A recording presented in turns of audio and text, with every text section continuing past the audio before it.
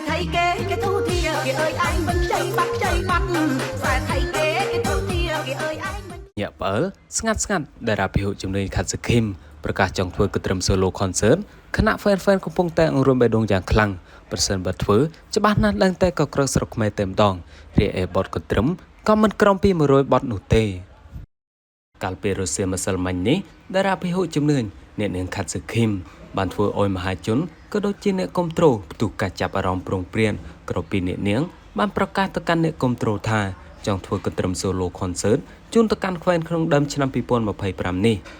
បន្ថែមពីនេះទៀតក៏ឃើញបណ្ដាអ្នកគ្រប់គ្រងយ៉ាងច្រើនសន្ធឹកសន្ធាប់តែការចាប់អារម្មណ៍ប្រងព្រានតែម្ដងនៅលោកគិតថាប្រសិនបើអ្នកនាងខាត់សខឹមធ្វើ solo concert ពិតមែនច្បាស់ណាស់ដឹងតែក៏ក្រៅស្រុកខ្មែរតែម្ដងព្រោះតែ fan របស់គាត់មានគ្រប់វ័យមិនថាចាស់ឬក៏ក្មេងឡើយ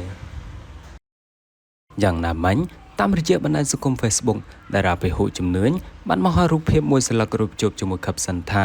solo concert set concert គេមានអស់ហើយនៅតែកត្រឹម concert គិតរក sponsor សិនហាកត្រឹម solo concert ស្រមៃលេងក៏មានក្តីសុខមែនតែនទន្ទឹមនឹងនោះផងដែរក៏ឃើញបណ្ដាអ្នកគ្រប់គ្រងរបស់អ្នកនាងខាត់សខឹមចូលទៅ comment និងលើកឡើងស្រដៀងគ្នាថាហាធ្លាប់តែស្រមៃចង់បានវងភ្លេងក្មេងបងក្នុងថ្ងៃការប៉ុន្តែឥឡូវរកកូនកំលោះមិនទាន់ឃើញទេមានតែទៅរួមកត្រឹម concert បងសិនទីបំផុតបទកត្រឹមនឹងធ្វើឲ្យមនុស្សងាកមកចង់រួមដោយអតីតកាលវិញហើយបងអើយគ្រាន់តែគិតក៏ចង់រួមដែរបើបងធ្វើមែនដឹងតែក៏ក្រឹកស្រុកខ្មែរតែម្ដងព្រោះហ្វេនបងមានច្រើនណាស់រូបលានអ្នកទាំងក្មេងទាំងចាស់គួររំលឹកផងដែរថាអ្នកនាងខាត់សខឹមគឺជាតារាចម្រៀងដែលមានកេរ្តិ៍ឈ្មោះបោះសម្លេងខ្លាំងនៅក្នុងប្រទេសកម្ពុជាអ្នកនាងខាត់សខឹមមិនត្រឹមតែចេះច្រៀងមួយមុខនោះទេ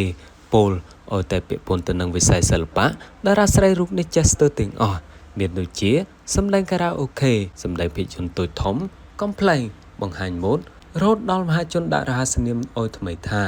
តារាភិហុជំនឿថែមទៀតផង